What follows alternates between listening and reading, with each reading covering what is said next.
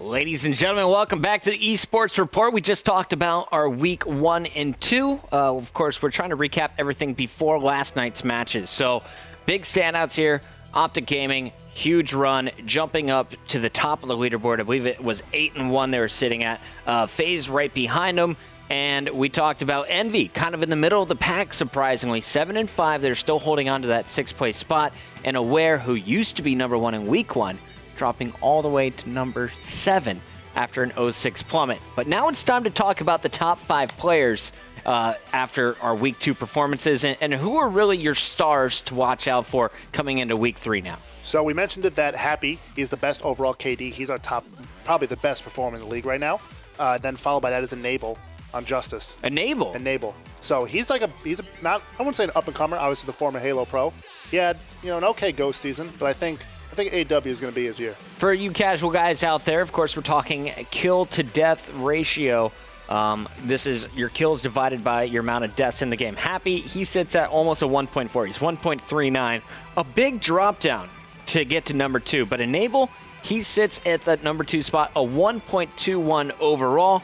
And that's actually the exact same number he put up in week 1. So what I love about Enable is we're seeing consistency through our first 2 weeks. Right, and I think a big part of it is, he's got a great team around him.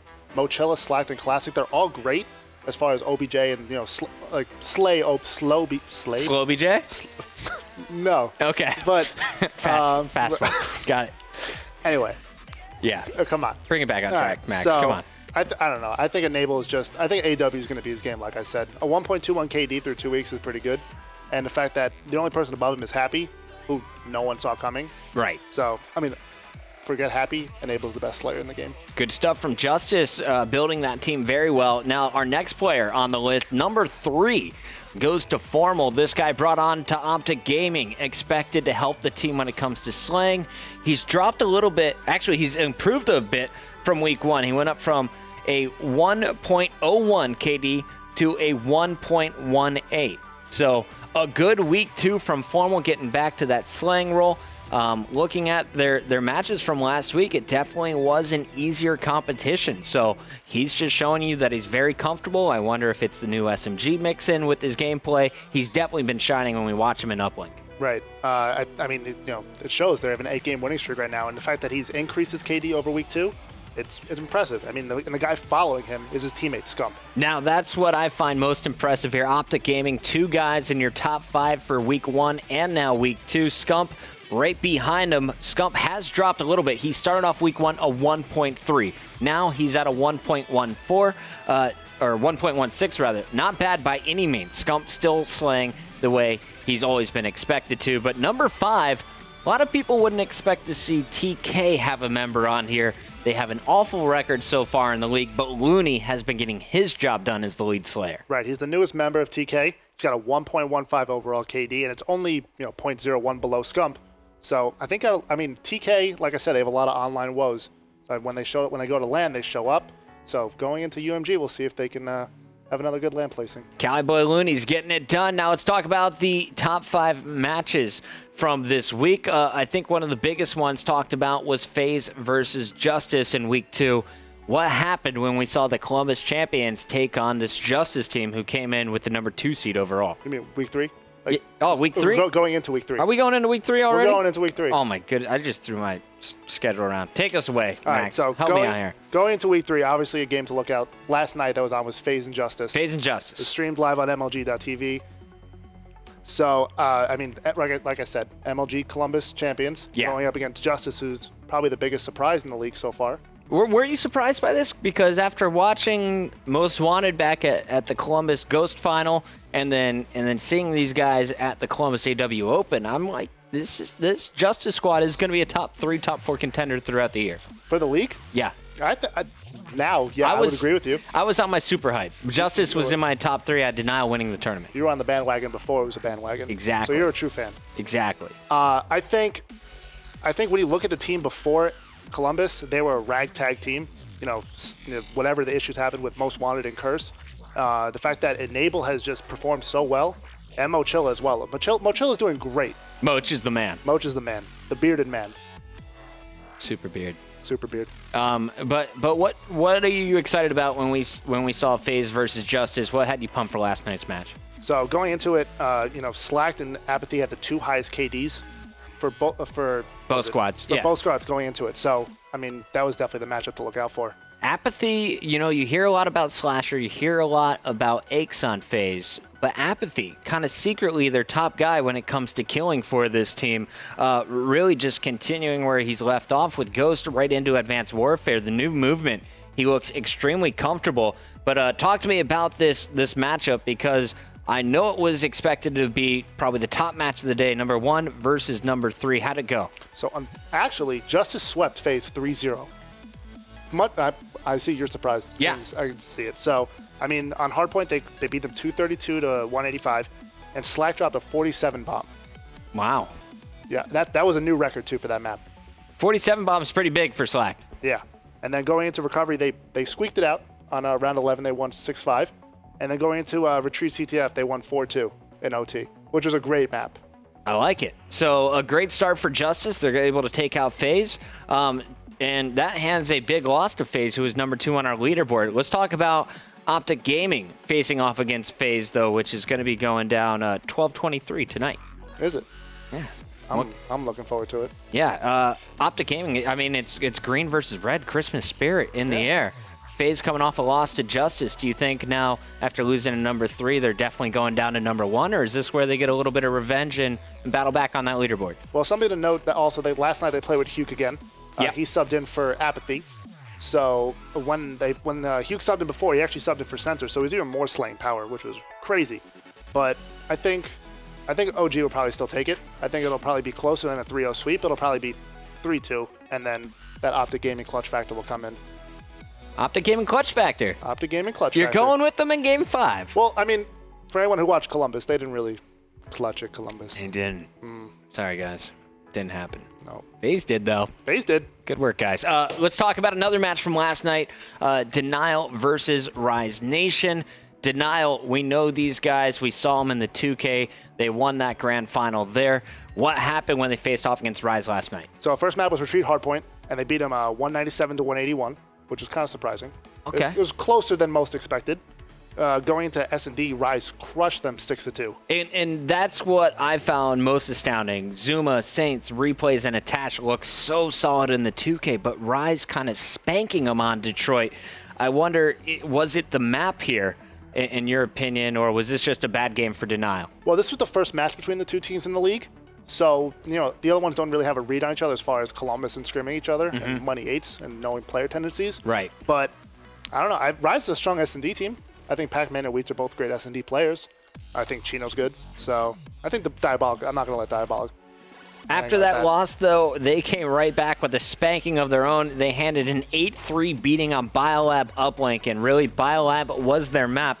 A very close game at number 4, but Denial squeaks by with the 3-1, winning that capture the flag by 1. So, Denial continues to improve.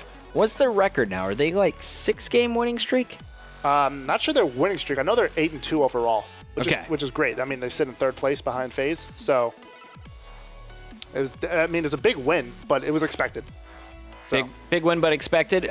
Continuing on through last night's matches, OPTIC Nation, AR, not the best team. OPTIC Nation, officially the worst team according to our standings. So this was a match we definitely chose not to put on the main stage, not to feature in the broadcast, but pretty impressive performance from OPTIC Nation, hitting them with the quick 3-0. Right, and you got to note that AR is obviously playing with their new player, Anticity.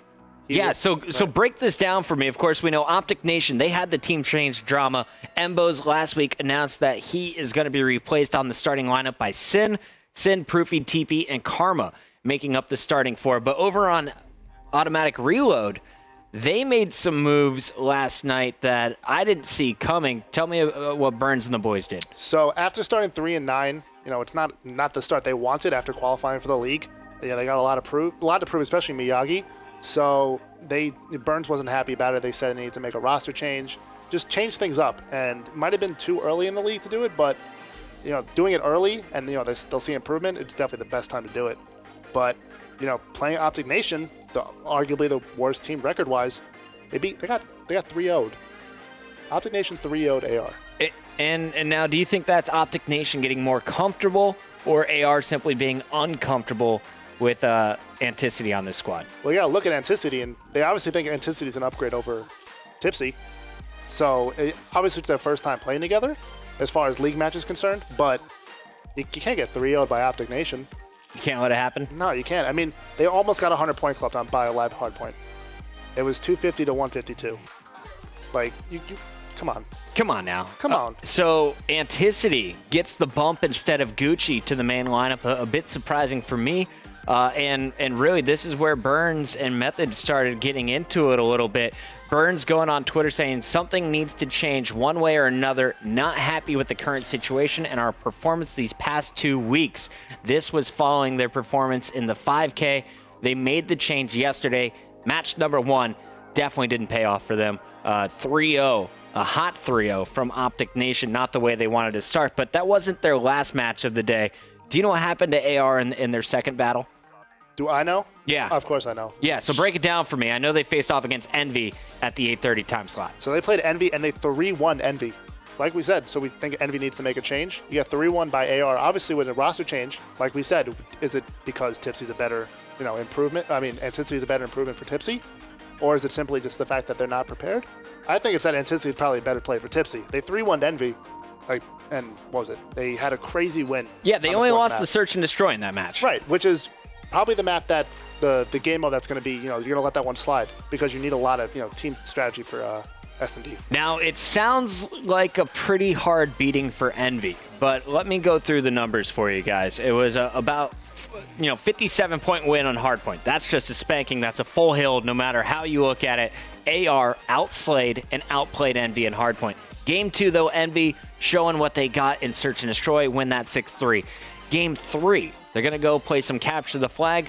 4-2 on Biolab. A very nice job playing from the better side of AR, able to convert those caps. They had some big returns in that one, some solid play. Burns was really my man in that match. Really impressed with the way he was able to get some clutch flag returns and cause some problems on the objective end. But then it came down to uplink, and unfortunately we don't have the video for you guys, but this was one of the best uplinks we've seen so far in the Pro League. 12-11 overtime. And I think I was told the final cap happening in about 29 seconds. 27. 27. 27. 27. 27. 2. So what actually happened was they went into OT. It was 11-11, and then AR was attacking the favored side, the hill by the uplink by the blue hill, and they scored in 27 seconds. So I mean, obviously, when you're going into the good side, you can score that quickly. Yeah. But when it's clear the way through the middle, go for when it's quick OT, toss, man. When it's OT, you gotta, quick. If you die twice off OT, it's pretty much over for 27 seconds. Envy's troubles didn't end there. Of course, that was their second match, but it started somewhere else. Envy, you had to think this was a 2-0 day. My predictions look terrible because of what Envy did yesterday. Not only did they lose to automatic reload, they also had trouble with Elevate. Miracles, Killa, Spacely, and the boys getting it done. And Elevate had some drama of their own. Talk to me about this one. So Study had some issues and wasn't able to play in the 5K, or he wanted to play the 5K in a certain state of mind. So hangover. Oh, sorry. Right? Did I say that? Did you cough? Yeah, I coughed. Okay, good. Yeah, it's gone. So Spacely tweeted out. He said that after this weekend's what happened, they're gonna sub in Fizzer for tonight's matches. Hopefully it it says that they're for real. Study, we can't have you doing this every 5K. 5Ks are important, Study. We need you to be 100%. So they subbed in Fizz, and Fizz is obviously a great player in his own mind. He knows Kelly, he knows Miracles, he knows Placey, he knows all of them.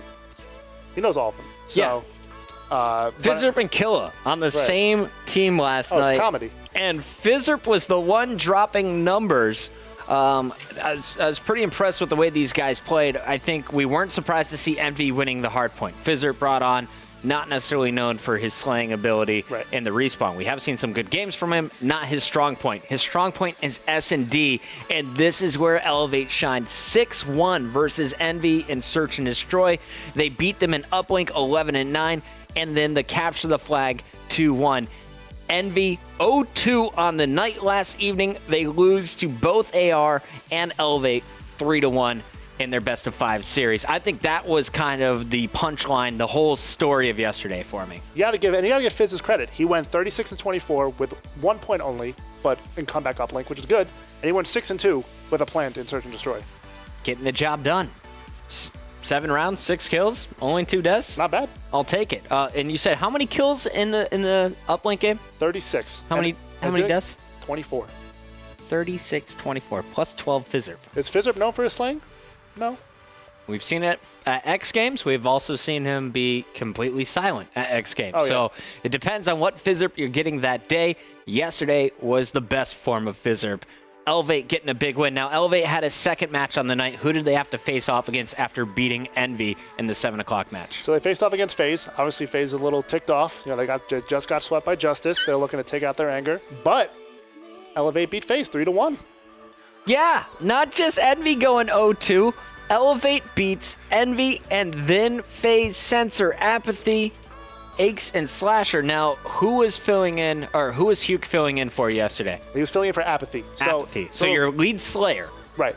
Is going for a Huke, who's obviously known for his slaying. He's known for being a beast so far in AW.